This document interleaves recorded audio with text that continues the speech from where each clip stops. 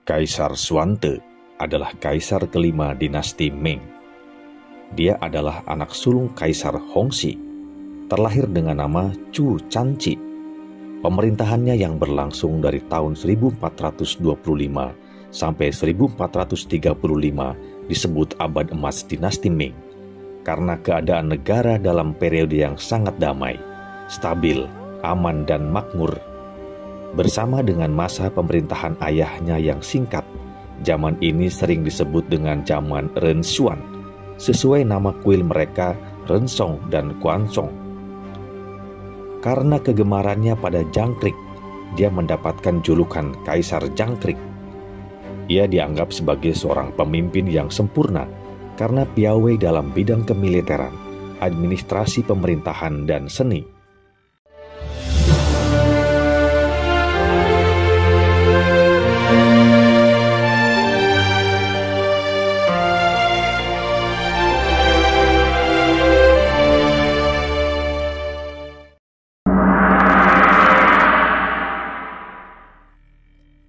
Terlahir dengan nama Chu Canci pada tahun 1399. Dia mendapatkan gelar putra mahkota ketika ayahnya naik tahta sebagai Kaisar Hongxi.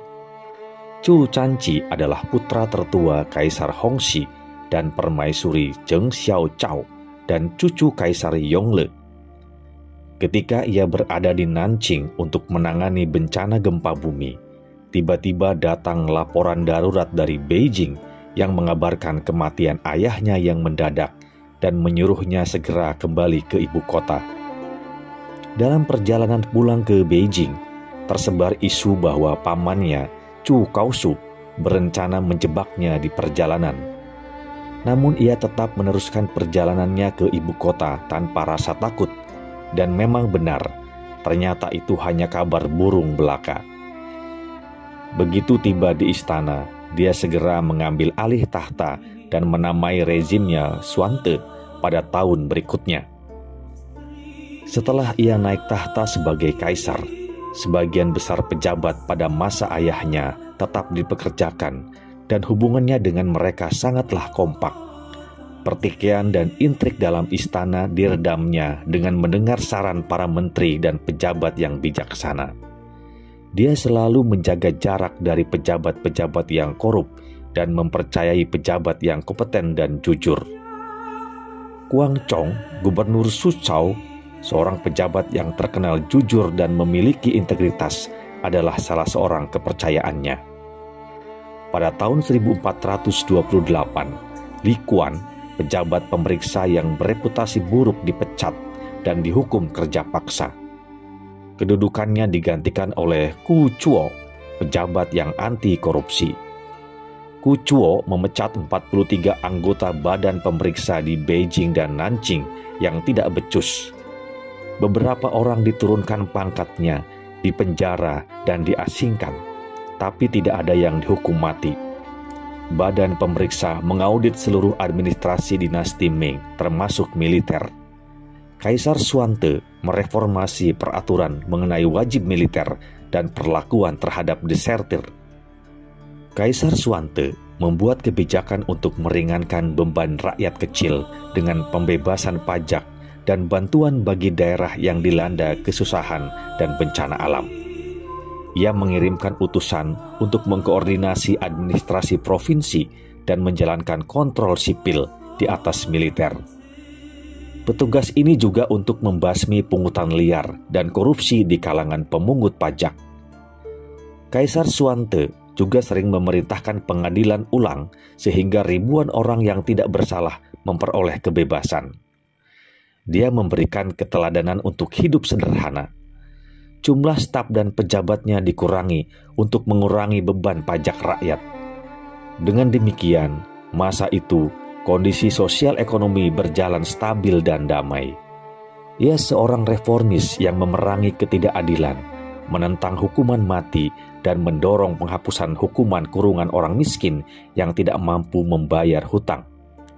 Mungkin satu hal kekurangannya adalah memberi keleluasaan para Qasim untuk memperkuat kedudukan politiknya, membuat sekolah khusus untuk mereka, dan mengangkat Qasim sebagai penasehat militernya. Kaisar sering memerintahkan para kasim untuk mencari batu berharga, barang mewah, dan termasuk jangkrik aduan yang selalu menang. Para kasim juga disuruh mencari gadis-gadis Korea yang cantik untuk dijadikan selirnya. Ia juga mengendalikan polisi rahasia untuk memperkokoh kekuasaannya. Pada bulan Agustus tahun 1426, pamannya Chu Kaosu melakukan pemberontakan di kota tua Yuan, Guangdong. Chu Kaosu adalah salah satu anak kesayangan Kaisar Yongle dan pernah berjasa dalam ekspedisi militer ayahnya itu. Namun karena melanggar perintah, dia diasingkan ke sebuah wilayah kecil di Santung pada tahun 1417. Pemberontakan ini segera dipadamkan oleh Kaisar Suante. Para menterinya menyarankan agar Chu Kaosu dihukum mati. Namun Suante menolaknya karena masih memandangnya sebagai paman.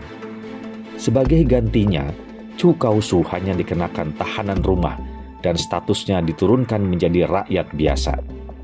Sementara itu, 600 pejabat yang terlibat dalam pemberontakan dihukum mati dan 2.200 orang diasingkan. Beberapa tahun kemudian, ketika Kaisar Suante datang mengunjunginya, Chu Kaosu menolak memberi hormat. Kaisar Suante masih bersabar dan hanya menegurnya.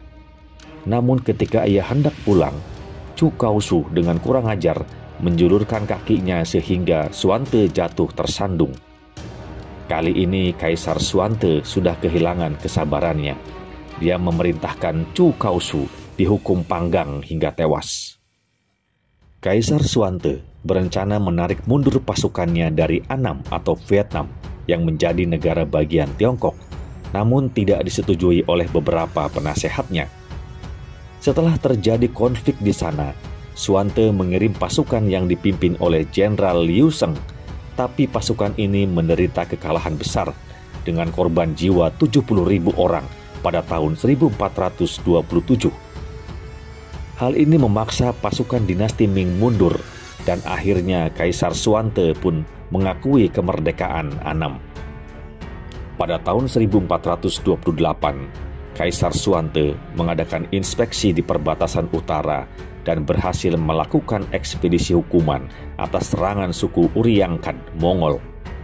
Dinasti Ming membiarkan konflik antar suku-suku Mongolia Timur di bawah pimpinan Arugtai dengan suku Oirat di bagian barat yang dipimpin Togon.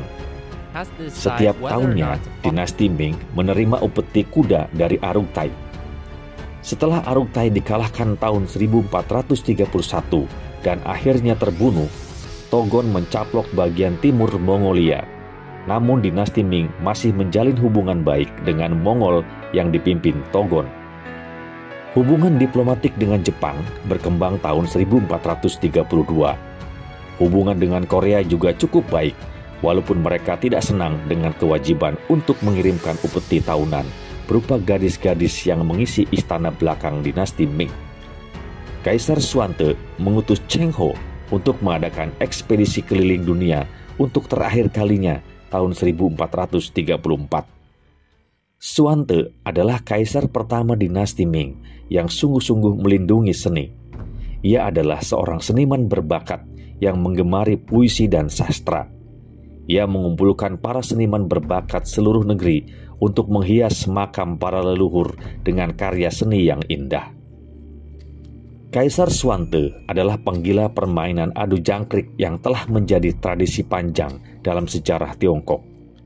Karena kegemarannya pada jangkrik inilah dia mendapat julukan Kaisar Jangkrik.